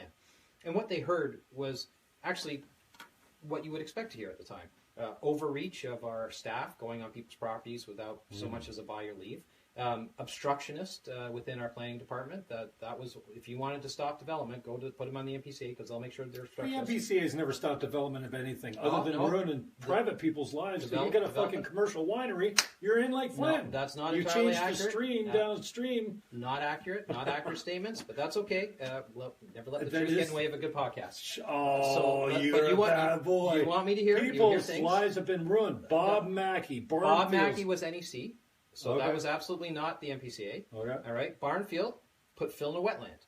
And if you talk about the whole thing, that is the one thing you're not allowed to do, put fill in a wetland. And so in his case, and we completely 100% agree with it, because this started, the Barnfield started before I got on the board, and under the old regime. And basically, Barnfield said, no one told us this was a wetland, right? Because the map changed. The MPCA gets their maps from MNR, Ministry of Natural Resources. The map changed and no one gets notified. That's a huge problem for us. Right? We're doing the same thing with the floodplain mapping. They started the whole process to change the floodplain, which has huge impacts on people's lives. The floodplain on my dad's property in Port Robinson comes up 6 inches from his barn. And it'll be 3,000 years before that thing ever floods that high. And no one tells anyone when they're doing that. So we stopped the floodplain process, and we stopped we basically changed our mindset from compliance rather than conviction. It's not our nature to get conviction, but we need compliance. So on a couple things, we are mandated under provincial law to follow Provincial Offences Act, right? We can't just arbitrarily decide not to or pursue someone. If someone violates the law, we have to pursue it. But we have some flexibility in terms of the accountability and do it. So, for example, offer was made, please plead guilty that you put Phil in a landfill, right? We will actually restore it through our restoration program and help you get back to complying with us, right? That is the sort of thing that we're trying to do under the new board. That's not acceptable to some people because they didn't want to have that argument, right? They wanted to make it an issue. You try to be reasonable with some, and that doesn't always come out the way you want it to. But again, we still have personalities within the MPCA. Mm-hmm. But the current board, the current board is moving forward. Chair. Who's the former chair? Bruce Timms. Yeah, smart guy. Yeah, absolutely. He got the hell out of the way so you could get reelected. Sandy Annunziata, big dumb football player, maybe took too many hits. He's got big gonads getting up there and being the chair. So good on you, Sandy. And I don't agree with Sandy on everything, but I did chase him. He did take my call, unlike many other politicians. Well, not many other. Walter Sendzik. What are you afraid of? Well, I mean, Sandy is a great spokesman for the MPCA. He understands that there has been a mandate creep within the conservation authorities as a whole, but within our specific conservation authority, we get a huge mandate creep. I'll give you another example. We, under a memorandum of understanding, comment on planning applications for the region for their environmental issues. Right? There's a whole section, Chapter 5 in our plan. We comment. The MPCA comments on behalf of the region. In the official plan for environmentals, it does say that we reserve the right to change the maps. Mm-hmm. We had staff at the MPCA who are supposed to interpret the official plan and supposed to comment on the official plan, trying to change the official plan maps. That's not acceptable, right? Mm-hmm. That's overreach, and that becomes problematic as well. Mm-hmm. So that's one of the reasons some of the issues that are still there for the region to say, okay, let's rediscuss the protocols for the MOU. What do you want to comment on? What do you want to not comment on? As well as what should the MPCA be working on? And ultimately, we comment if there is a provincially significant wetland or if you want to put a fill within the buffer of the provincially significant wetland. So there's a 15-meter buffer. So if you try to do any work within a 15-meter buffer of a wetland, you are allowed to do that provided you get a permit. And the reason why is so that our ecologists can go out there, make sure that the fill is not going to be detrimental to the wetland. So that's the first thing. The second thing is slope erosion. That is something else that we protect. So if you are building on a slope, the MPCA gets involved because water flow, slope downstream, all those things come into play. So those are actually the only two things that the MPCA is mandated to regulate, slope and wetlands, and fill within a wetland buffer. So once we get beyond that scope, then absolutely, there's been reinterpretations of the regional official plan to the point where regional staff, planning staff, are not agreeing with the MPCA. We've had things that have been mandated down to the region from municipal Ministry of Natural Resources. The region is then taking those Ministry of Natural Resources and handing them off to the MPCA. And then the MPCA is commenting on them, but saying, well, we want to hear back from the MNR before we give you the go-ahead. And it's like becomes a circular argument. So there's some frustration within the professional staff at the region about sort of the direction the MPCA has taken. And ultimately, this current board that I'm proud to serve on has been trying to get that focus back in place. Here's what we are supposed to do. Here's where we can do it. We do some really good work within our $11 million budget. A lot of that is also spent on our parks and our passive parks. We have 39 different properties. Only 4 of them are revenue generators. Those 4 revenue-generating parks, Long Beach, Chippewa, Balls Falls, and Binbrook, are all great facilities. They need investments. They need more investments. They've been neglected for a long time. And we are investing money with the profits that we're making from those parks. And that allows us to also do more work on our passive parks. Beamer Falls and Grimsby, for example, which we're putting up a new So help me out here, platform. logistically. If the NPCA goes away tomorrow, what happens? You could Good and bad. So if the MPCA went away tomorrow, we'd have to find someone to operate our parks. We'd have to find someone to maintain our properties, right? We've got 4 parks. Oh, okay, right, yeah. We need someone to maintain our properties. We have lots of passive properties, including Beaver Falls, Woods End, places where people can enjoy the nature on our own property. We would have to find someone to maintain the regional beach, because we do that for them. And we'd also have to have someone go and start issuing permits for fill in wetland buffer or for slope design. So you'd have to get another bylaw officer or planning staff to take care of it. I will say this, that a friend of mine just built a house in Welland. NPCA came out and said, no, you can't put the house there. You got to put it here. He said, get down here. And I don't know what the frustration was, why they didn't want to come out, but they finally came out, did a site visit. He says, here's the trees where you want me to plant. This is the wetland, where you want me to build. Sorry. And it was low-lying, and he would have had a wet basement, and the trees were no bigger than 6 inches around. Yeah. He says, I want to build over there, where it's high, and whatever. And they turned it around.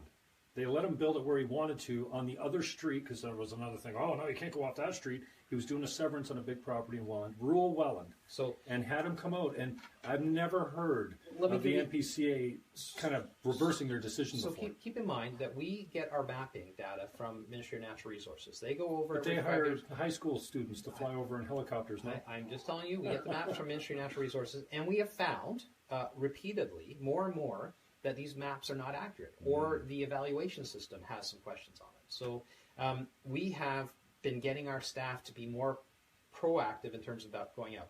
And I'll give you an example, again, how it used to be. If he had been said, I want to build my house here, the old staff would have said, you're in a wetland, can't do it, right?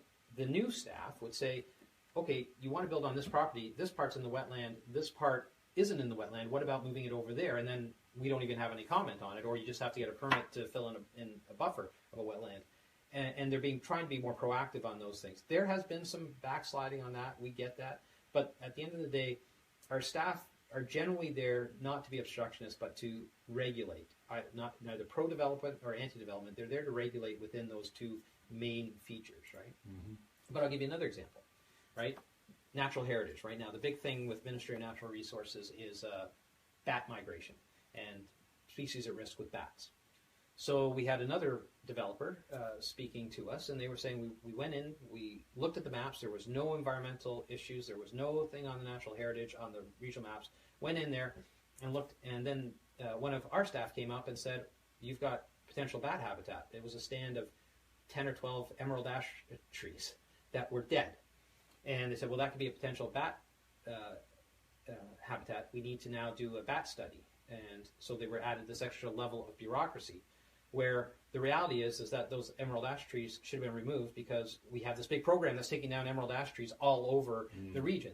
So it's one of those things, left hand not knowing what the right hand is, being reasonable and being professional. And those are the sort of discussions that people have to see. Is that this is not being pro-development or anti-development. This is being reasonable and practical. Right? Why are we there? Oh, and by the way, that stand of trees wasn't on the map, so it was just arbitrarily added to the map as an environmental feature. So those are concerning. Definitely, and I think it's an image problem more than anything. I think, and I'm not sure that the taxpayer is really feeling like they're getting their money's worth. And we've only got one pocket. It doesn't matter whether you're talking municipal, regional, provincial, or federal. There's only one pocket, and increasingly the government just thinks that they can go to our pocket, and the budgets never get smaller. The zero-based budget is how many communities actually practice that. But from a PR standpoint, whether it be Carmen getting a CEO job, or whether it be, are you guys suing Ed Smith, or is that the region? We are. The MPCA is suing Ed Smith. Dude, how the hell does that happen? How do you use my fucking tax dollars to hire a guy that doesn't agree and speaks out publicly against you, whether or not his report? Well, I mean, let's be clear. Let's be absolutely 100% clear on this, right? The MPCA is not suing Ed Smith for asking questions or disagreeing with us.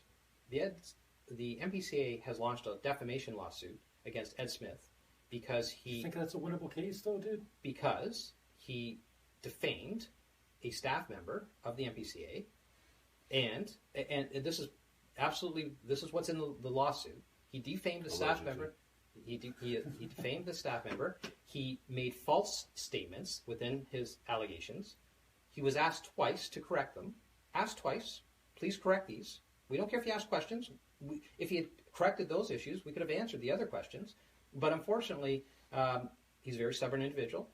He decided that he was right, absolutely 100% right, and was not going to back down. That's his choice. Mm-hmm. So at the end of the day, we're free speech supporters. I actually think that governments have to be held to account. I think people should ask questions, lots of questions. I think you should try to ask them respectfully. But when you actually make misstatements and you misrepresent the truth, and then you're told that this is not true, you are shown proof that it is not true, and you still stand by it, unfortunately, the only recourse in those situations is for a legal recourse. And I have a lot of faith in our legal system. The legal system is going to determine once and for all whether these statements were true or not true. If the statements were true, he'll get an apology, we'll get a slap on the wrist, and we'll probably not get reelected. However, his statements are patently false. He has made repeatedly false statements. We've shown them how they're false, and he still won't correct the record. And unfortunately, those statements were used deliberately to defame an individual who was working for our organization, and specifically to prevent him from getting a new job and a new position. So that's pretty significant. Allegation, man. Yeah, it's a statement of fact, and if anyone wants to sue me over it, I'm happy to be sued over it because it's a statement of fact that I can prove. So be very clear that we're not suing Ed Smith. We're not suing Ed Smith for asking questions. We've never sued anyone for asking questions. I would never sue anyone for asking questions. Ed Smith is being sued because he made a statement repeatedly that was not true and deliberately defamed one of our staff members. And unfortunately, at the end of the day, that's not acceptable. Not in civilized society, right? And you know what? I just wish someone, if I make a mistake, right, and I say something that's not true, and someone points out to me and says, Tony, you said this, and here's the thing. And I'm man enough to say, you know what, I'm sorry, I made a mistake, right? Mm-hmm. But when you stand up there and say, you know what, you said this, it's patently not true, here's the proof that it's not true, and you still say, I'm standing by this 100%, I'm not backing down, right? Then it says, okay, you actually are not interested in the truth or answers. You have made this political. And he's repeatedly made it political since then. He's got up in front of our board. He's got up front in the council saying, we're watching for the next municipal election. We are watching, and we want you to know that we're all watching for the next municipal election. But he's not running. He's got no interest in your job. It doesn't matter. The point is that he's decided to make it a political discussion as opposed to actually having a question of facts. And get through everything else, right? The Auditor General chose not to pursue any investigation with us, knowing all the facts, knowing all the allegations, because it was political. You mean the audit? The Auditor General, right. Yeah. So the Auditor General has said, this is political. This is not, they've reviewed, she had all the facts in front of her. She's reviewed everything. She's not going to proceed and anything because there's nothing there. We're doing our internal audits, our value for money audits, and we're finding things that we're not always aware of, and we'll continue moving down those paths, right? When I became audit chair at the region, we initiated the value for money audit program, right? The ones that led to the forensic audit in that way. I think it's a great program. All our programs should go through a value for money audit on a regular recycling basis because that's when you find things out. That's when you can say, okay, we look at big 50,000 foot level. Every now and then we got to dig down to ground level and say, is the money being well spent, right? And that's what we're doing at the MPCA. And we're going to continue doing that. And we haven't stopped doing that because the Auditor General said she wanted to do it. We're doing our own audits as part of our strategic plan review, and that'll continue forward.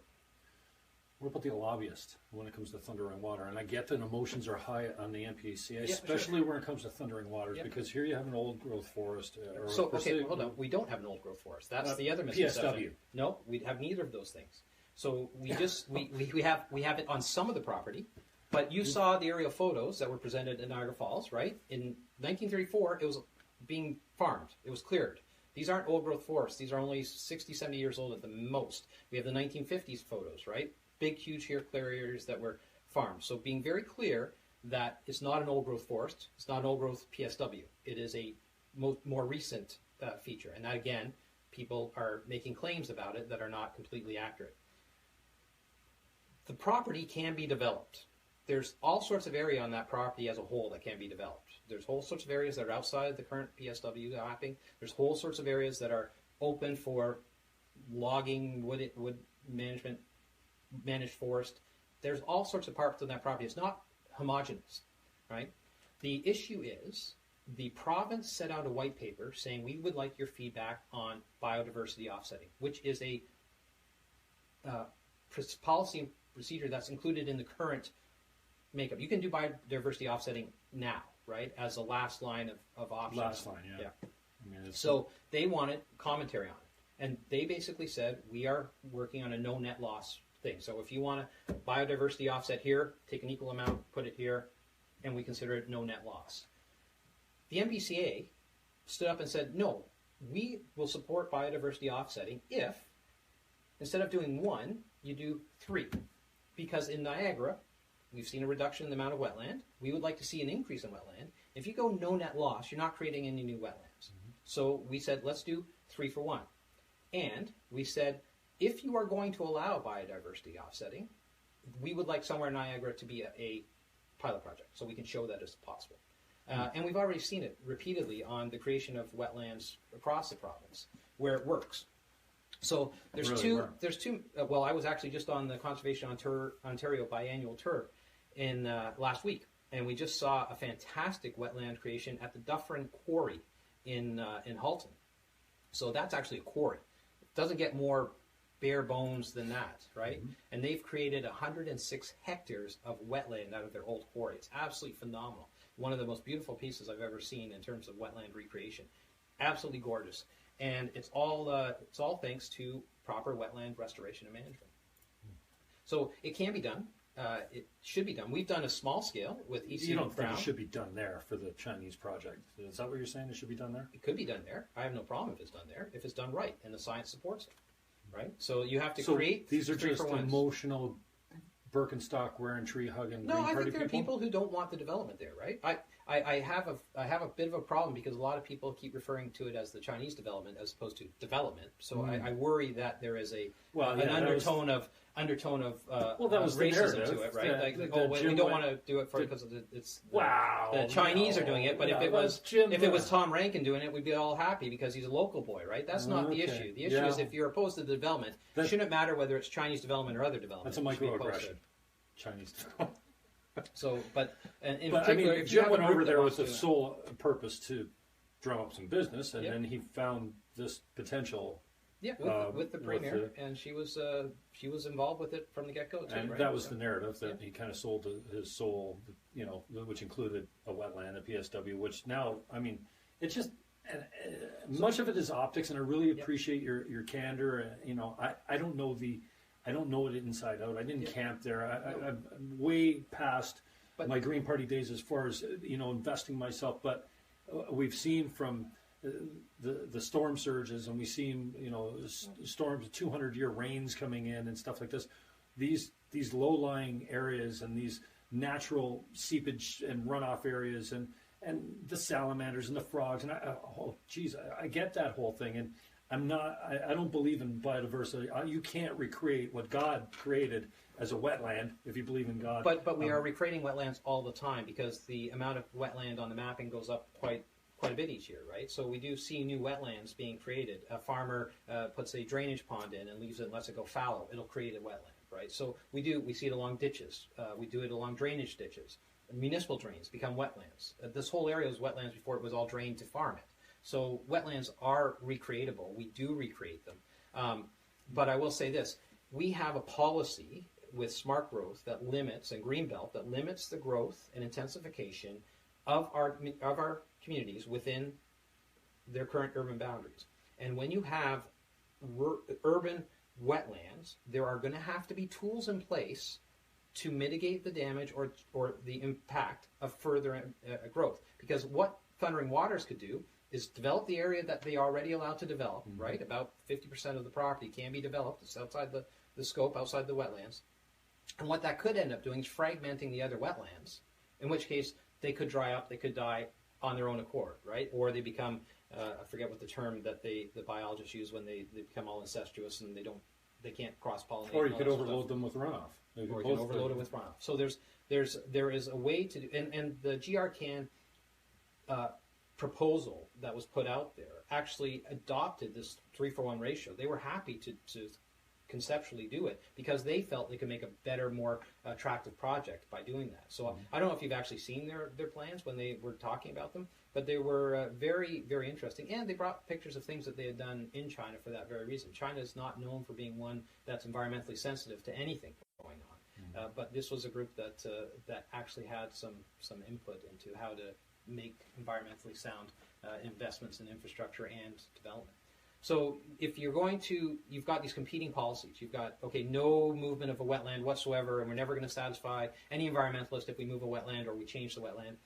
But we also have this smart growth policy that says we all got to cram ourselves into the current urban boundaries because we're all going to go up so we can save all this other green land. Well, so the green space within the urban boundary has to either be maintainable or it has to be adjustable or flexible. So there's going to be competing policies in place there to deal with that urban restriction. So, what do you think what's your solution for solving the PR problem? I mean, the way I see it is, well, no, we didn't suggest biodiversity offsetting. Well, actually, we found this email. Yeah, you did. And then the whole but it's very clear. Lobbyists. If you follow the timeline, white paper comes out. Province asks what your opinion on biodiversity offsetting is. We actually respond, no net loss, 3-1. Oh, and by the way, the final result, after all this, and all the attention that's been brought to it, and all the other things, the province has gone, no net loss, 1-for-1. So they've actually ignored our suggestion for more wetland. So that's where it is. But if you follow the timeline, it's there. How I address the PR, how I would address the PR issue is come talk to people like yourself, not doing it in a 30-second soundbite at 6:10. You can't do it unless you get in front or talk to people or sit down with them and explain the situation. And we can have policy discussions and we can have policy differences. And you may say biodiversity offsetting doesn't work. I can say it does work. We do it.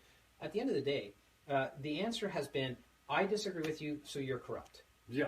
Which, I mean, that's just BS. I'm totally corrupt. That's ridiculous. So, or you're in the pocket of developers, right? Mm-hmm. Well, there's been a lot of history of people being in the pocket of developers. I mean, I take. At what level are they most corrupt? I take the municipal and regional ones, usually. I take great pride in the fact that I self-finance my own campaigns, right? As I always say, I don't solicit donations. If they come, I deposit them, but I've never ever. The max you can pay do a donation is $750. You can't buy me for $750. I'll tell you that much. Amen. Speak to the lobbyist. Why? Is that a good, effective use of our tax dollars? Okay, so like who are you? What are you lobbying? Lobbyists. There are lobbyists, and then there's communications experts, and there are people that do both, right? And there are people who we need to talk to about various issues, all sorts of issues. Is a lobbyist? There's certain things that we need to have access to make our position clear. It's just the reality. And an effective lobbyist, everyone's turned lobbyists into a dirty word, but if you have the person who can liaise, who can be used to make sure that you can get the meetings that you need, why wouldn't you, right? The region required someone to help us with our Go Train file, right? So we brought someone on board, basically looked after a lot of the heavy lifting on the Go Train file. Make sure that we were in front of the right people, making sure that we can make the argument to the right person, making sure that our argument is being heard and followed up on. I think there's a lot of people who want to use lobbyists as a dirty word. I actually think I have a lot of friends who are lobbyists. A lot of them are professionals. A lot of them are there to make sure that they follow a set of rules and guidelines. I think there are some legitimate times when you need to have direct access to decision makers at different levels of government. All right. And then this recent discussion with the region about handing off some responsibility to them or whatever, and then followed up with the termination of 8 employees. Handing back some responsibilities. So just bad timing. All of a sudden, staffers are gone. And I will tell you, the media. I think the problem is the narrative has become out there. These guys are the frontline workers. These are the conservationists. Yeah, and it's absolutely not true. So here's what I'll say on that, because it's not just the areas of responsibility that required. Let me give you an example. We talking about budget costs and budget expenditures going up all the time. We looked at our budget. I'm the budget chair at the MPCA, right? And we get a certain amount of money that we levy. We don't bill anyone. We levy. It's a tax bill that goes on everyone's land, property tax bill. And on that levy, there's about $450,000 worth of services that we provide to the region. And they include water quality monitoring, the tree bylaw, the Children's Water Festival that we put on for the water department, and I'm going to forget one now because I'm doing it on the fly here. What am I missing? Oh, planning. Commenting on Chapter 5 environmental things. Mm-hmm. So the tree bylaw. We have one staff employee who we charge the region close to $160,000 for that one employee. He doesn't make close to that. So the MPCA profits from that, and it offsets our general levy. And that means that the people of Niagara further subsidize the people of Haldimand and Hamilton because it goes on the general levy. So, but here's the thing. Our tree bylaw officer is there solely to enforce the Niagara Regional Bylaw. So when our MPCA guy goes out there and issues a good forestry practices permit to a guy who's clear cutting a forest, it's not the region that's issued the permit, it's the MPCA. And then again, oh, well, you're in the pocket of developers. You've just allowed them to clear cut a forest. We didn't. Our employee did on behalf of the Niagara region. So there's one example, right? So there's a guy, great guy, by the way. He's a smart forester. He understands that wood is a resource, and he has his degree in forest management. He's a great guy. If he's enforcing a regional bylaw, he should be on the regional staff. So what we said was, these are things that we shouldn't be levying from. We shouldn't be putting them on the taxpayers. We should be invoicing the region for the services we provide, right? This is trying to make the budget more transparent, clear, and open. These are things that we should invoice you for. Children's Water Festival, huge event at Balls Falls. We do that because under the water department, they have a mandate for education. They kind of handed that off to the MPCA. The problem is they don't give us enough to have a full-time employee, but it's not enough work for just a part-time employee. So we said, you guys take that on yourself. We'll rent you the facility. You want the employee part-time, she can do other things at the region, but for that one event, it doesn't make sense to have her there. So you guys do that. Oh, and by the way, that amount comes off the water rate budget. It's not even on the levy. So it's all convoluted. The planning and the water quality, the region has indicated so far that they would like us to continue providing their water quality report because we can do it a lot cheaper than they do because we do it as part of our other services that we provide as part of the Source Water Protection Agency. So that's one of the areas where the region says, no, you hold on to that, and we'll do that. So I'm looking at it and saying, as a taxpayer, by the MPCA doing those services, it's costing the taxpayers an extra $150,000 a year to do that, and that profit is going to offset the operating budget of the MPCA. So if you, Mr. Region, take those services back we're profiting from, you can do them cheaper if you want. You can keep it within your budget, but it allows me to clear out our budget and actually focus on our core mandate, which is what we're trying to do. Oh, I think we beat that one to death. I told you. You put me on here. You told me. You told me. Get out of here by 6 o'clock. You told me 2 hours. I said I'm going to fill it. I'm going to fill it. Code of conduct. Yes. Man, I was so proud. Well, I'm proud of you. I don't know you, but it's easy to be proud of somebody when you think they're doing something they should be doing. And I don't think the region is doing. You say you're doing a lot of good work, and I'm sure you're right at some level, but there's too much responsibility on me to come and make sure you guys are doing the right thing or that you're not getting off track. And we've spent more time on dual duty or double direct or whatever you want to call it that would never, I said this from the beginning, fuck that, it'll never pass. You'll never get Fort Erie, Wayne Fleet, Port Colborne, Niagara Lake, and all these small communities come on board with this idea, just like the one Niagara. It's a dead duck. It'll never fly. Don't waste my fucking time. 2 years we talked about it. St. Catharines, region, we've been batting this around. This integrity commissioner, same fucking thing, man. Nobody's broken any laws. Yeah. Are you disrespectful? Yeah, probably. The counselor should know better. Even Brian Height walked out the other day and said something disgusting or something to Selena. It was not Councillor Height. No, you're right. Sorry. It was Councillor Edgar, and he did apologize. Okay, and so there should be probably a little bit more flexibility. It shouldn't take the guy like Andy to get so far down the road before he goes, okay, I take plastic face back. I think plastic face is genius. I think it's hilarious. And, oh, come on, if we're going to be that thin-skinned, the town of Pelham, the council, Pelham Town Council is filing an integrity commissioner complaint. That's not even within the scope. Yeah, They're not. They're a corporation. They're not eligible to be.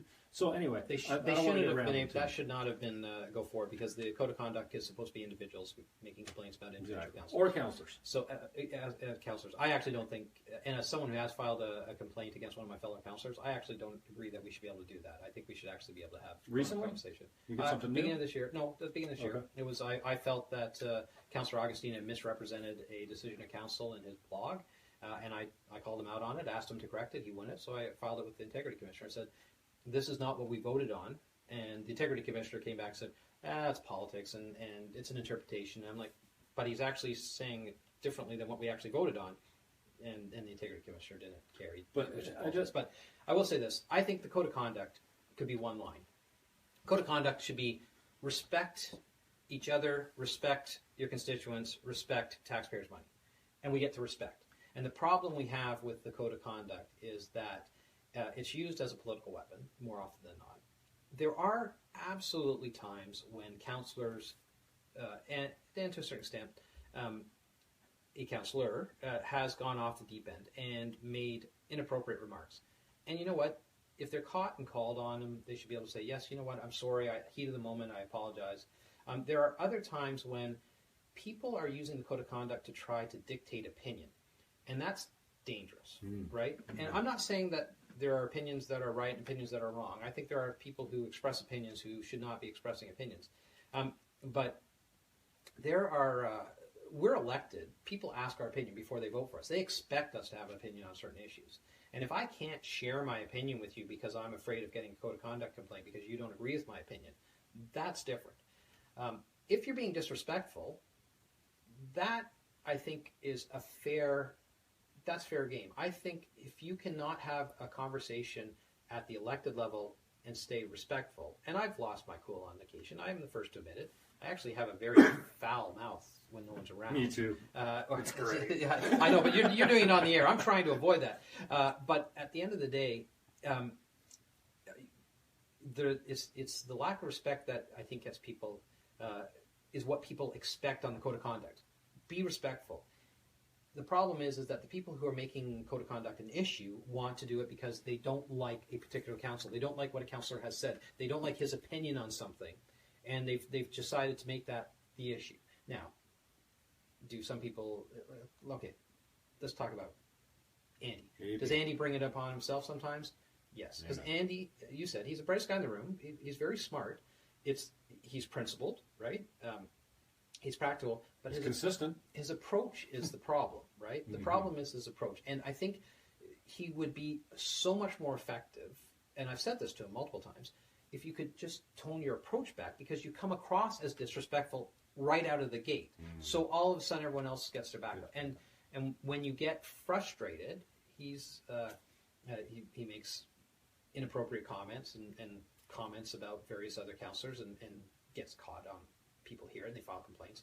But I also think when we talk about the current code of conduct, and we've seen it there, is I've tried to focus it on when you're acting in your official capacity. And there's going to be people that will fight you absolutely 100% people are fighting. You're on 24/7. So, and I use the example a couple times, right? I go to church. My previous priest was very much against gay marriage, 100% against marriage, and often preached about it. Well, then he's a homophobe. He's a hate-filled homophobe then. And I shouldn't, and I could be a code of conduct complaint for attending that event in my church capacity. That's problematic for me. I also think that, give another example, some of our counselors, if they have a problem with their personal life, could a jealous spouse or a vengeful ex-wife start using the code of conduct as a political weapon? Well, that's not in your official capacity that these things happen, and you have to be able to justify that. What people are using to say I use the official capacity to protect Andy, everything that Andy's been called out on, he's been doing in his official capacity because he uses his Twitter. He clearly identifies himself as a regional councillor. Not anymore, he doesn't. Well, he's smartened up. Like on my Twitter, I identify myself as a regional councillor. My Facebook page, I have a regional councillor Facebook page, and I have my personal page. Oh, and you my just personal only page, add the people that you want on your personal on my page. personal page, I share inappropriate jokes. I Really? let people know That's how why many I haven't got an invite to their how many days until the next Star Wars movie. Like I put all my stuff on my kids, right? Like that's my personal page, and sometimes I get into heated debates, and you've seen them as on there with people, and I express my opinion.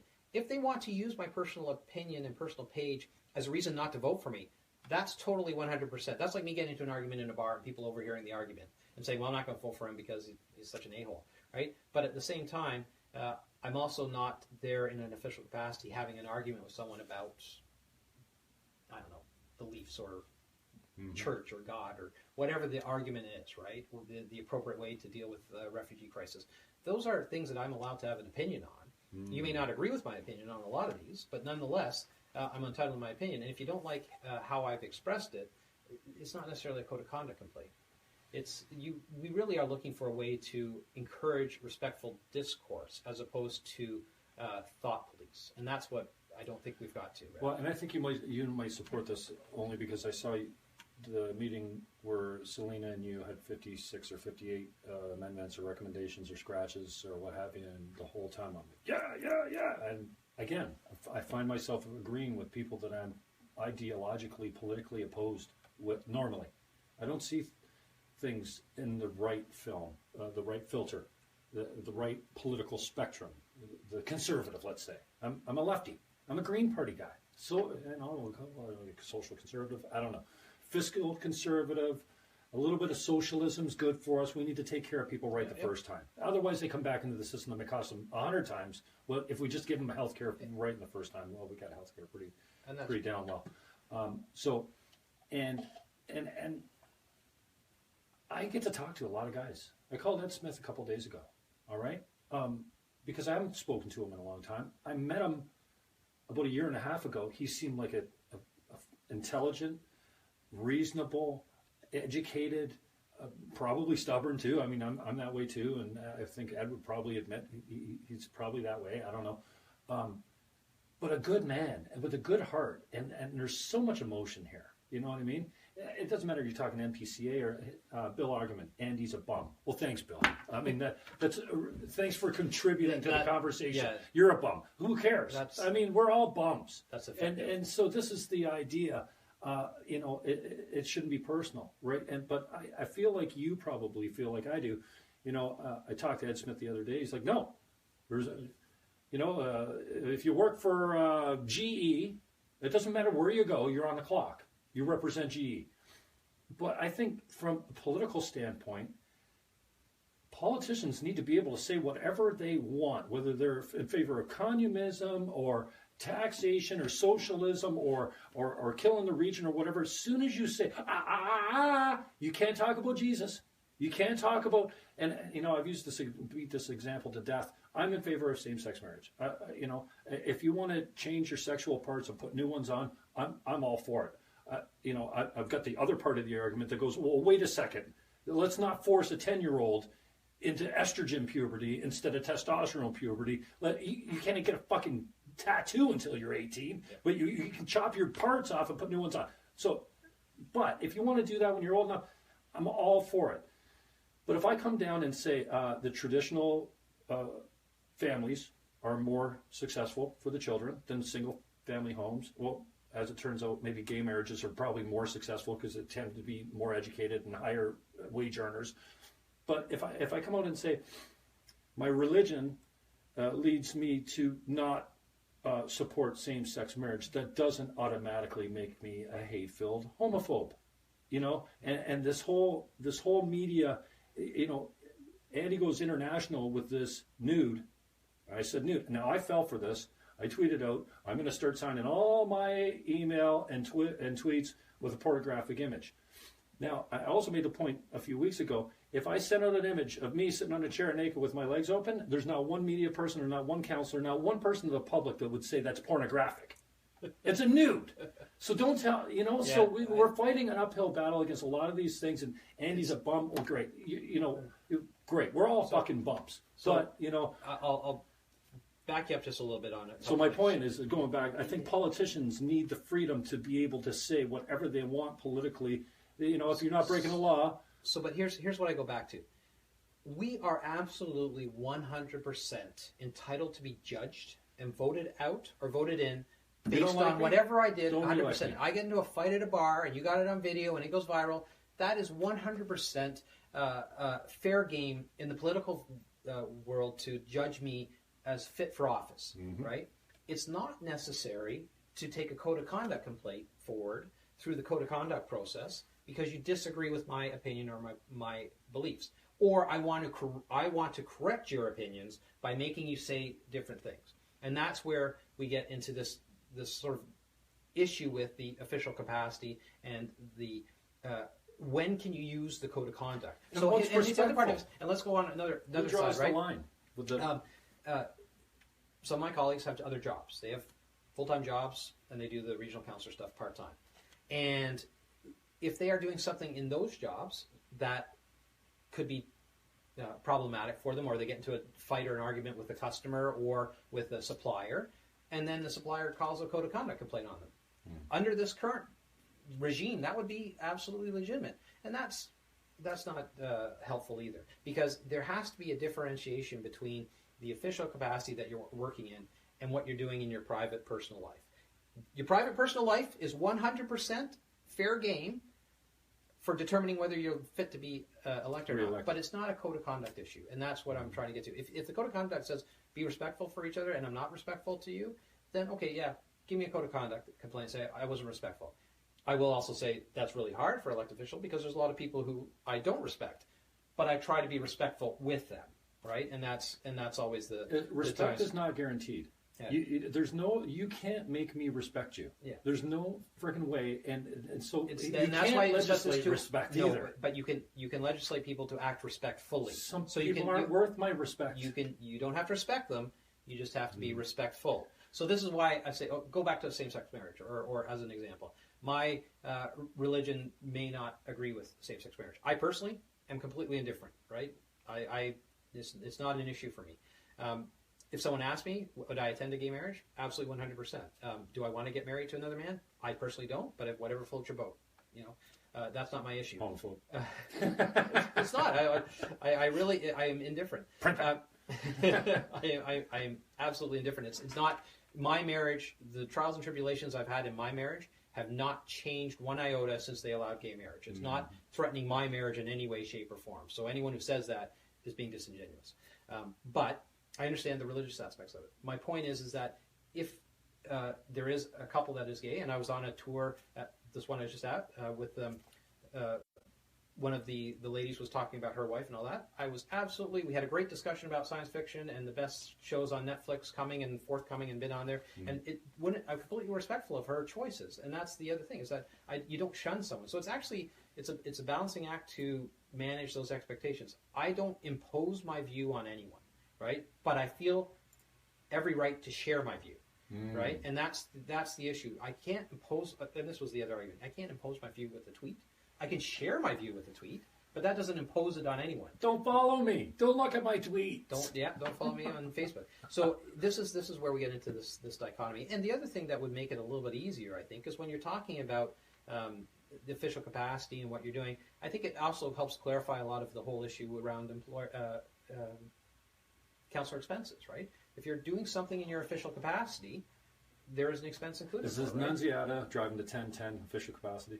He is there as a regional councillor. He wasn't. Damn straight it is. Wasn't why there. is I talked to McConnell the other day on this. He's like, why is everyone drinking the Kool-Aid? Sorry, Tommy, if I'm just talking out of turn, but like, so this is just like bandwagon jumping. I asked Sandy, there's very easy test. $4,000. Were you invited on Jerry Hagar before you got elected? His answer was no. I was not on Jerry Hagar. I was a regular contributing guest until I got elected. Do they introduce you as a regional councillor? Every time. Every break. Councillor. And do you mention Niagara? So I'm going to tell you, when we talk about lobbying, the cheapest advertising going. All the people who listen and make decisions in Toronto, everyone at Queen's Park listens to 1010 every day, and Jerry Agar is the topic of choice for everyone preparing for question period, for everyone preparing briefing notes. He's conservative too, right? Absolutely. But everyone knows, especially on the other side, the other side knows that that's going to be the question of the day coming into question period. So if you don't think that that's effective, and let's back it out a little bit, costs about $150 a mileage for him to go there and back. He probably uses, I don't know, $100 worth of gas. I don't know what it costs now to drive in and out. It's a weekly trip, right? He does it once a week. $150 there and back. If you were to advertise In mileage, you mean? yeah. Okay. He gets $150 And mileage in expense. mileage expense. If you were to advertise, even the thing where it says announces the news and you get your company mentioned,